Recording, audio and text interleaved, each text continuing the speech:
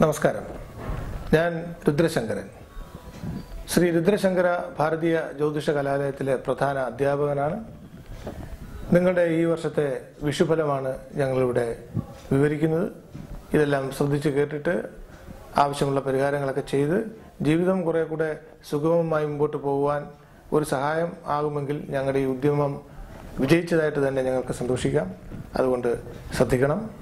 ആദ്യമായി പറയുന്നത്, മേഡം രാശിയുമായി ബന്ധപ്പെട്ട അശ്വതി, ഭരണി, കാർത്തികയിൽ കാല് എന്ന് പറയുന്ന നക്ഷത്രക്കാരുടെ ഈ വർഷത്തെ ഒരു പൊതുഫലമാണ് പറയുന്നത്.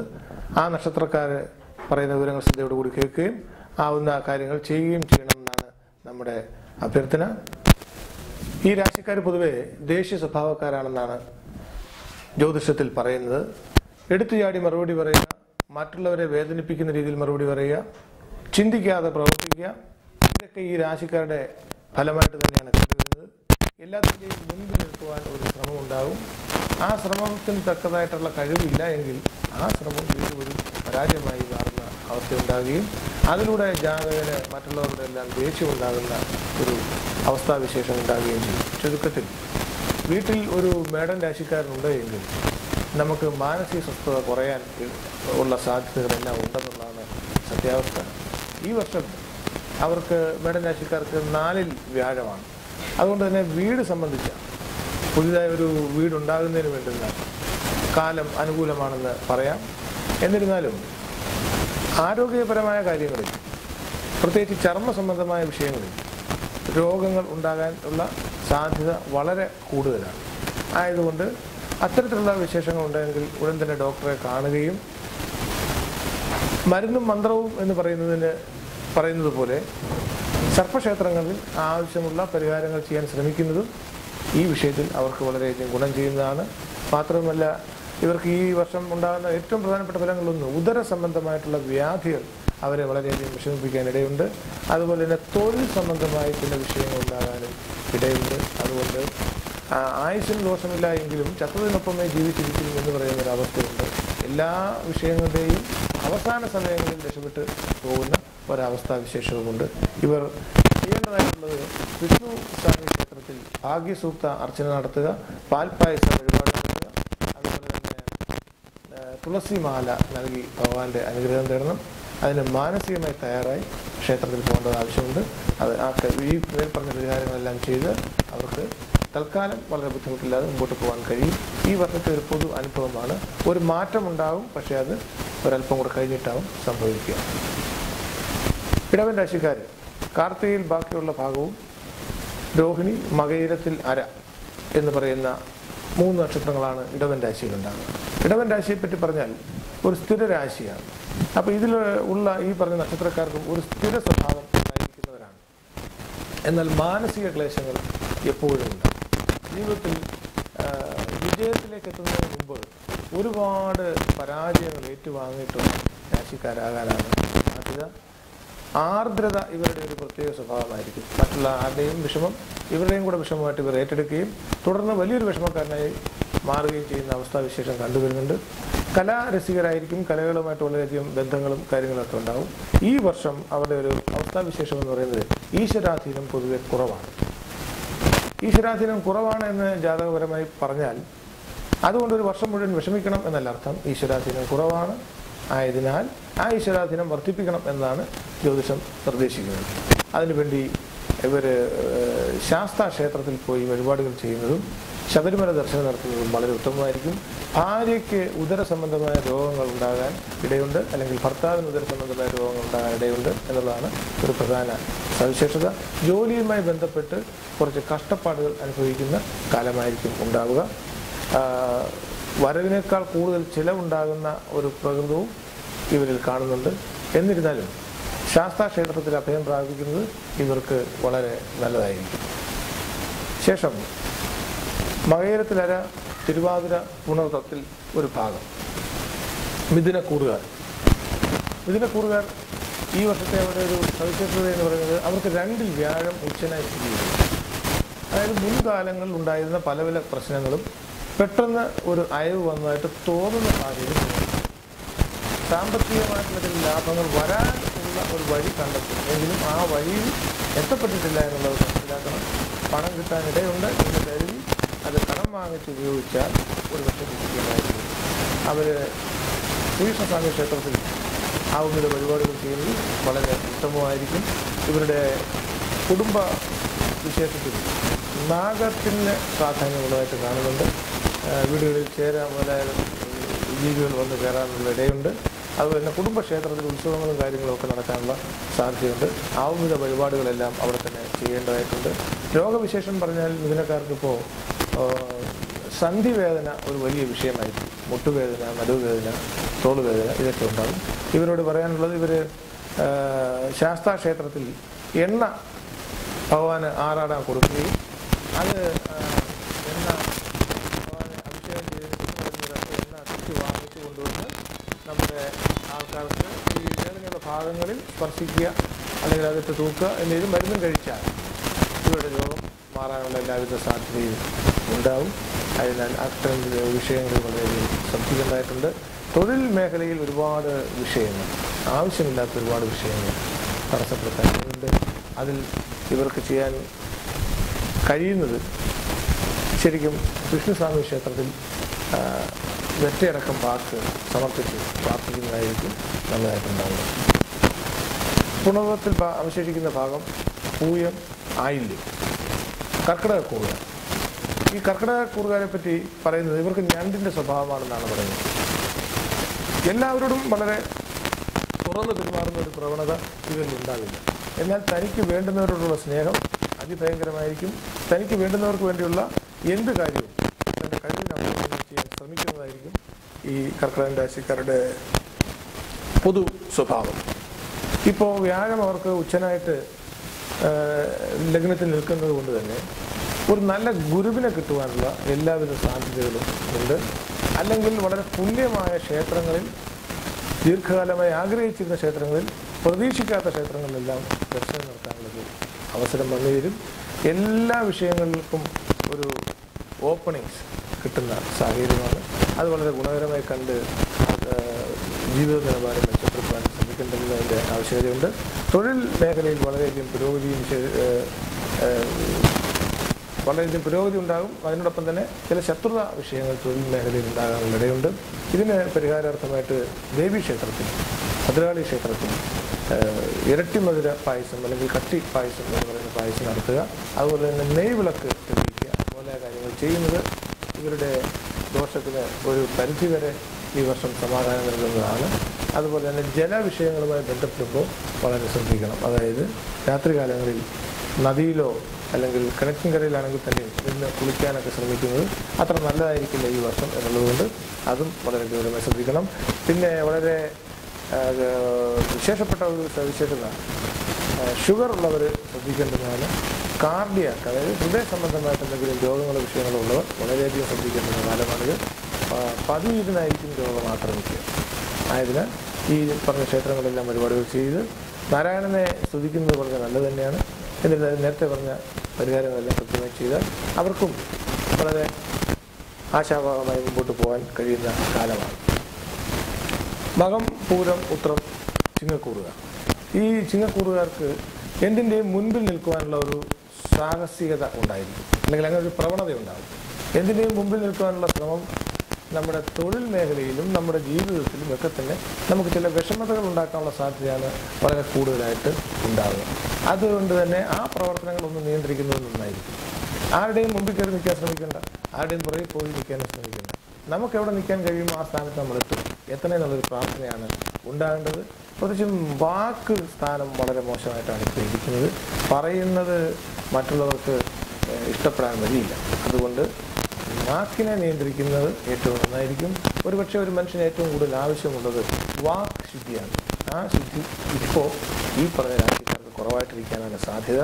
അതുകൊണ്ട് ആ കാര്യത്തിൽ ശ്രദ്ധിക്കണം. സരസ്വതി ദേവിയെ ഭജിക്കുന്നത് വാക്കുകളുടെ കുറവുകൾക്ക് ഒരു പരിഹാരമായി വരാനുള്ള എല്ലാവിധ സാധ്യതയുമുണ്ട്.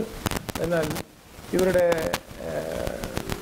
കുടുംബ വിശേഷങ്ങൾ, വീട്ടിൽ മാനസിക സുഖമുണ്ടാകില്ല എന്നുള്ളതാണ് വളരെ ഗൗരവമായ ഒരു പ്രശ്നമായിട്ടുള്ളത്. മാനസിക സുഖം ഉണ്ടാകില്ല എന്ന് പറഞ്ഞാൽ അതിൻ്റെ കാരണമൊന്നും ഉണ്ടാകില്ല. കാരണം ഉണ്ടാകാഞ്ഞിട്ടല്ല, പ്രത്യക്ഷത്തിൽ കാണാത്ത കാര്യങ്ങൾ കാരണം വീട്ടിനകത്ത് ചില ബുദ്ധിമുട്ടുകളും കാര്യങ്ങളും ഇവരെ ബുദ്ധിമുട്ടിക്കാൻ ഇടയുണ്ട്. അതിൽ നിന്ന് രക്ഷപ്പെടുക എന്ന് പറയുന്നത് നമ്മുടെ ഈ നേരത്തെ പറഞ്ഞ ഇടത്തുചാടി പ്രവർത്തിക്കുന്ന എല്ലാത്തിൻ്റെയും മുൻപ് നിൽക്കാൻ ശ്രമിക്കുന്ന ആ തിരക്കിനിടയിൽ ഈ ജാതകൻ ഈ വീട്ടിലെ കാര്യം ശ്രദ്ധിക്കാതെ പോകാൻ ഇടയുള്ളത് കൊണ്ടാണെന്നാണ് നമ്മുടെ വിശ്വാസം. അത് കുറേ ഗൗരവമായി ശ്രദ്ധിച്ച് വേണ്ടുന്ന കാര്യങ്ങളൊക്കെ ചെയ്യണം.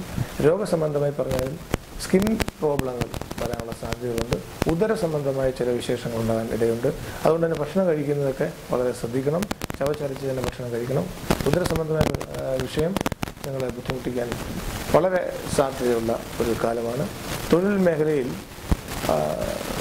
കലാസ്വാദന വിഷയവുമായി ബന്ധപ്പെട്ട കമ്പ്യൂട്ടറുമായി ബന്ധപ്പെട്ട വിഷയങ്ങളുമായിട്ട് ബന്ധപ്പെടാനുള്ള ഇടയുണ്ട്. എന്നിരുന്നാലും പ്രാർത്ഥിക്കേണ്ടുന്ന ദൈവം എന്ന് പറയുന്നത് ഭദ്രകാളി പ്രാർത്ഥിക്കുന്നത് തന്നെയാണ് ഏറ്റവും ഉത്തമം. വീടിന് കിഴക്കുവശം ഒക്കെ ഉണ്ടാകാൻ ഇടയുള്ള ഭദ്രകാളി ക്ഷേത്രത്തിൽ പോവുക, നെയ്വിളക്ക് തെളിയിക്കുക, അതുപോലെ തന്നെ കട്ടിപ്പായസം നടത്തുക. ഇവ വളരെ ഭംഗിയായി ചെയ്യുകയും വളരെ ഭംഗിയായി ദേവിയെ പ്രാർത്ഥിക്കുകയും ചെയ്താൽ ഈ വർഷത്തെ അവരുടെ ഫലങ്ങൾ മോശമില്ലാത്ത തരത്തിലേക്ക് എത്തുന്നതാണ്. ഉത്രം, അത്തം, ചിത്തിര, കന്നിക്കൂറുകാരുടെ ഒരു പ്രധാന സവിശേഷത എന്ത് ചെയ്താലും അതിലൊരു സംശയം ഉണ്ടാകുന്നില്ല. ഒരു ജോലി ചെയ്താൽ അത് ചെയ്തു കഴിഞ്ഞാൽ അത് പൂർത്തിയായോ എന്ന് വീണ്ടും പരിശോധിക്കുന്നു. ഈ സംശയം ജീവിതത്തിലേക്ക് എത്തിയാൽ വളരെയധികം ബുദ്ധിമുട്ടുണ്ടാകും. കൂടെ സഹകരിക്കുന്ന ആൾക്കാരെ പറ്റിയിട്ട് ആവശ്യമില്ലാത്ത സംശയങ്ങളുണ്ടാകുക, അവർ കാണാതെ അവരെ കൂടുതൽ ശ്രദ്ധിക്കാൻ ശ്രമിക്കുക, അത് അവർ കാണുക, അത്തരത്തിലുള്ള വിഷയങ്ങളുണ്ടാകാം. ഇത് ദാമ്പത്യത്തിലും അങ്ങനെ തന്നെ സംഭവിക്കാനിടയുള്ളത് കൊണ്ട് തന്നെ കന്നിക്കൂറുകാർ ഇക്കാര്യത്തിൽ വളരെ ഗൗരവമായ ശ്രദ്ധ വേണം. അവർക്ക് സ്കിൻ പ്രോബ്ലങ്ങൾ, തലമുടി കൊഴിയുക, തലയിൽ താരണം, അങ്ങനെയൊക്കെയുള്ള വിഷയങ്ങൾ ഉണ്ടാകാനിടയുണ്ട്. ദേഹമാസകലം ചൊറിച്ചിലും കാര്യങ്ങൾ ഉണ്ടാകാനിടയുണ്ട്. അതുകൊണ്ട് തന്നെ കുടുംബക്ഷേത്രത്തിൽ നാഗർക്ക് ഉള്ള സ്ഥാനമുണ്ട് എങ്കിൽ അവിടെ ആവുന്നത് പരിഹാരം ചെയ്യണം. ഇല്ലെങ്കിൽ നിങ്ങളുടെ വീടിനടുത്തുള്ള ഏറ്റവും അടുത്തുള്ള ക്ഷേത്രത്തിലെ നാഗർക്ക് അവിടുത്തെ രീതി അനുസരിച്ചുള്ള പരിപാടികൾ ചെയ്ത് അവരെ പ്രസന്നരാക്കുന്നത് നിങ്ങൾക്ക് ഈ വർഷം വളരെ ഗുണം ചെയ്യുന്നതാണ്. അതുപോലെ തന്നെ ഉദര സംബന്ധമായ പ്രശ്നങ്ങളും ഇവർക്കുണ്ടാകും. ഉദര സംബന്ധമായ പ്രശ്നങ്ങൾ എന്ന് പറഞ്ഞാൽ ദഹന സംബന്ധമായ പ്രശ്നങ്ങൾ, അതുപോലെ തന്നെ ആർത്രൈറ്റിസ്, ചുരുക്കത്തിൽ രോഗം വളരെയധികം ബുദ്ധിമുട്ടിക്കുന്ന കാലമാണ് ഈ വർഷം ഈ കൂറുകാർ അനുഭവിക്കാനിടയുള്ളത്. സ്വഭാവ സവിശേഷത നിലനിർത്തിയില്ലെങ്കിൽ ദാമ്പത്യ ജീവിതത്തിൽ ഒരുപാട് പാളിച്ചകൾ ഉണ്ടാകാൻ ഇടയുള്ള കാലമാണ്. അതുകൊണ്ട് അക്കാര്യത്തിലും ഒരു ശ്രദ്ധയുണ്ടാകണം. പ്രാർത്ഥിക്കേണ്ടുന്ന ദൈവം ഗണപതിയെ പ്രാർത്ഥിക്കുന്നത് വളരെ ഉചിതമാണ്.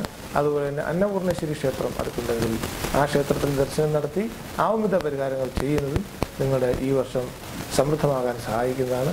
അത്തരത്തിൽ സമൃദ്ധമാക്കി ജീവിതം രക്ഷപ്പെടുത്തുന്നതാണ് നമ്മുടെ അഭ്യർത്ഥന.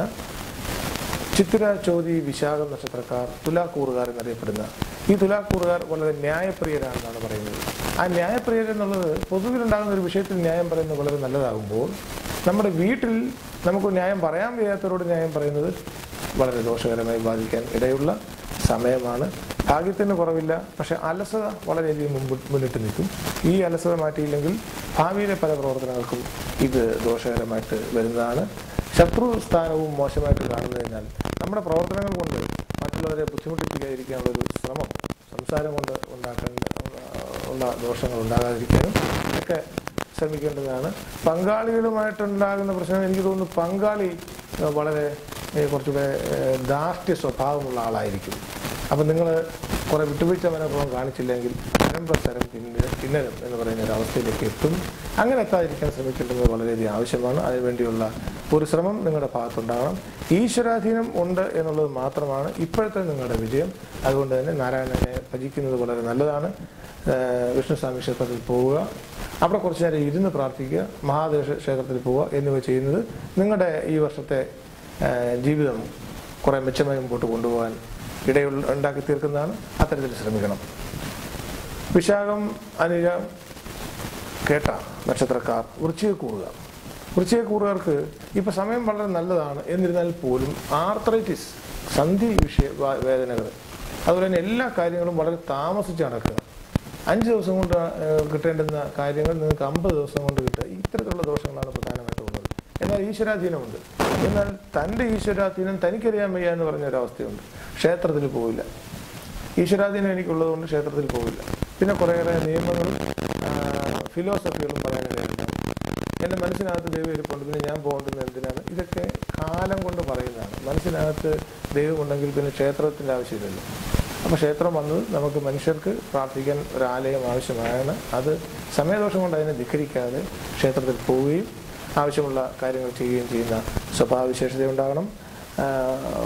ദഹന സംബന്ധമായ വിഷയങ്ങൾ പേർക്കും വളരെ ഗൗരവമായിട്ട് തന്നെ ഉണ്ടാകാനിടയുണ്ട്. അവർ